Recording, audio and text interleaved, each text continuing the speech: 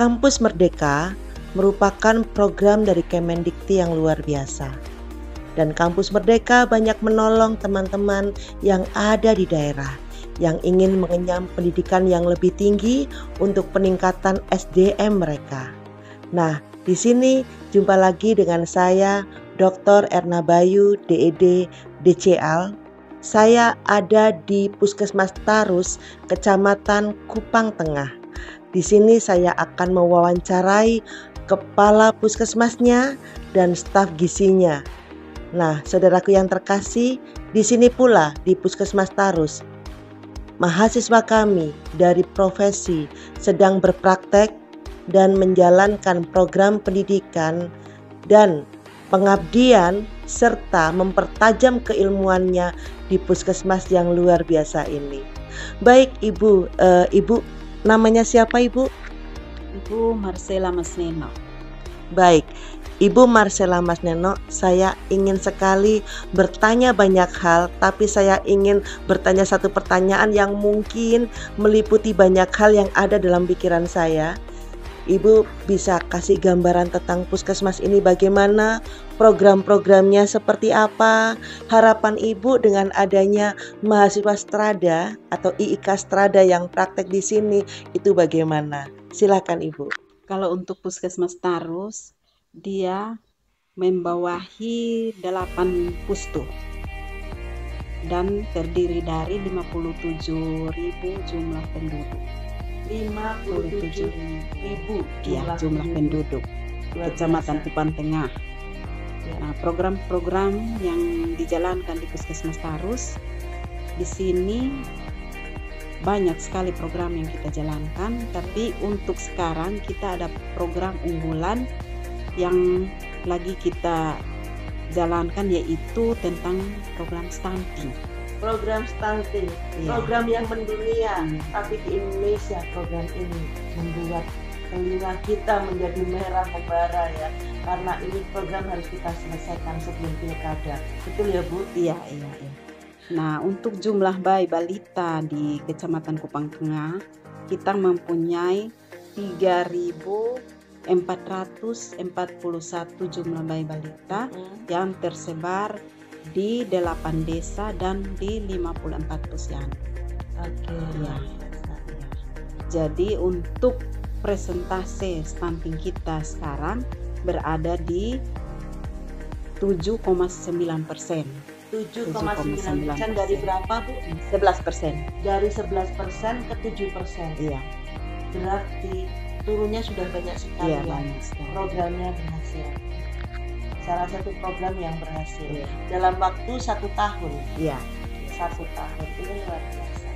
Nah, Ibu, harapannya Ibu ke depannya untuk puskesmas ini bagaimana? Harapannya ke depannya untuk puskesmas ini, semoga puskesmas ini dapat melayani masyarakat di Kecamatan Kupang Tengah dengan baik, sehingga program-program yang kami jalankan dapat berhasil, sehingga kesehatan masyarakat di Kupang Tengah dapat berhasil, ya. Kesehatannya maksimal. Jadi tidak ada orang sakit, morbiditas dan mortalitas akan menukik turun dengan tajam. Gitu ya Bu ya. Harapannya untuk mahasiswa IIK Strada yang praktek di sini Bu, bagaimana mereka keadaannya saat ini dan harapan kedepannya bagaimana? Untuk mahasiswa strada yang praktek di Kecamatan Kupang Tengah, khususnya di Puskesmas Tarus, itu ada berjumlah 5 orang dan mereka prakteknya di sini sudah mulai bulan Januari sampai dengan sekarang. Jadi harapannya dengan mereka mengikuti pendidikan di strada ini, setelah mereka kembali mereka dapat mempraktekkannya di Puskesmas Tarus, sehingga apa yang mereka dapatkan dapat membantu kami di sini untuk memajukan kesehatan di Kecamatan Kupang Tengah.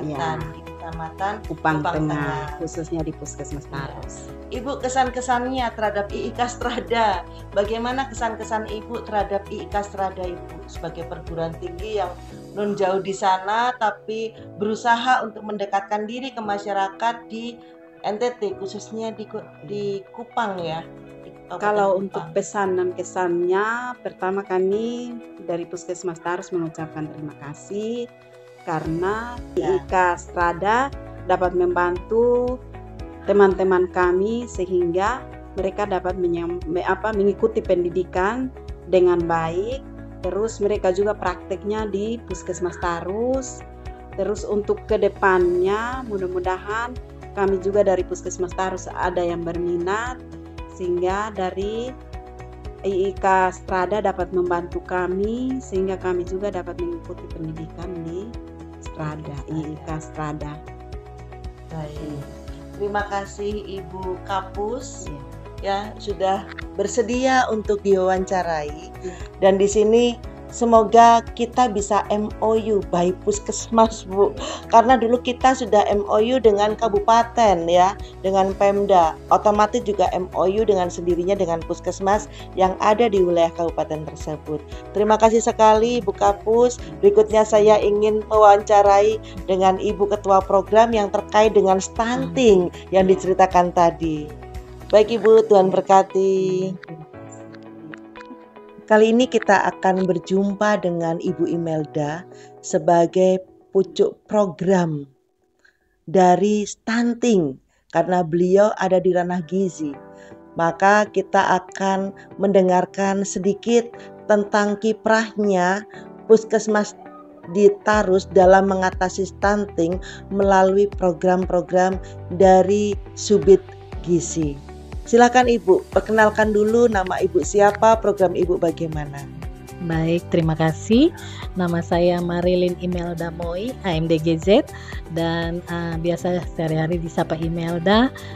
Kebetulan saya dipercayakan untuk menjadi penanggung jawab program gizi di wilayah Puskesmas Tarus, Kecamatan Kupang Tengah, Kabupaten Kupang. Jadi tadi Ibu sudah mendengar yang dijelaskan oleh Ibu Kepala Puskesmas saya terkait dengan program stunting. Jadi awalnya itu kami berada di 20-an% Ibu. Waktu merebaknya stunting pertama kali kalau tidak salah tahun 2018 itu. Jadi berusaha untuk jangan sampai kami semakin presentasinya semakin tinggi. Jadi kami harus berusaha karena kami merupakan salah satu puskesmas contoh yang sering dikunjungi oleh berbagai program ketika datang sini. Untuk itu kami galangkan kerjasama bukan saja kami gizi yang berperan, tapi juga dengan lintas program di Puskesmas Tarus, juga dengan koordinasi lintas sektor di kecamatan. Sering Ibu Kepala Puskesmas kalau pergi rapat bersama dengan lintas sektor sering diangkat terkait stunting, sehingga ada kerjasama yang baik antara kami pihak puskesmas, juga kecamatan dan juga desa-desa.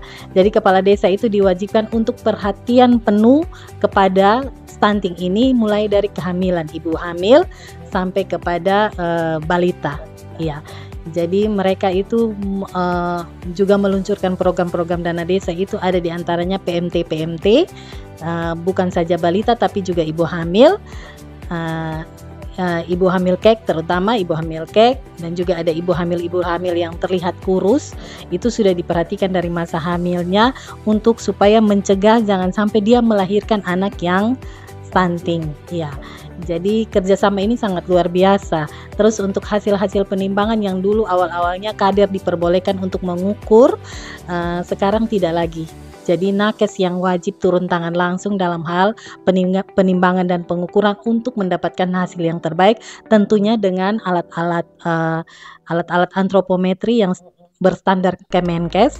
Jadi kami mengganti alat-alat yang dulunya dipakai yang dari kayu, sekarang itu sudah dari besi dan juga dari mika yang jadi alat-alat itu kalau musim hujan dia tidak membengkak, jadi dia menyusut mengembang, standar SNI. Ya, jadi alat-alat itu diganti dan diupayakan di pustu-pustu juga sudah ada. Awalnya memang satu pustu itu baru satu, jadi mereka pikul keliling-keliling dari satu posyandu ke posyandu yang lain dalam rangka mengupayakan hasil yang terbaik ini. Jadi kebetulan kepala desa juga punya perhatian sehingga dari dana desa itu juga dianggarkan untuk membeli antropometri yang terstandar ini. Iya. Jadi intinya masyarakat pun juga memiliki kontribusi. Iya. Untuk supaya turun. dengan Iya, berbagai cara. betul sekali Ibu. Baik Ibu, terima kasih. Terima kasih Ibu. Atas wawancaranya. Iya. Semoga ini menjadi pencerahan buat teman-teman yang baik, program yang baik, tindakan yang baik, semuanya yang baik-baik bisa dicontoh dan bisa diaplikasikan ke seluruh masyarakat sekitar. Terima kasih, Tuhan memberkati. Tuhan memberkati Ibu. Puskesmas Tarus, yes, yes, yes.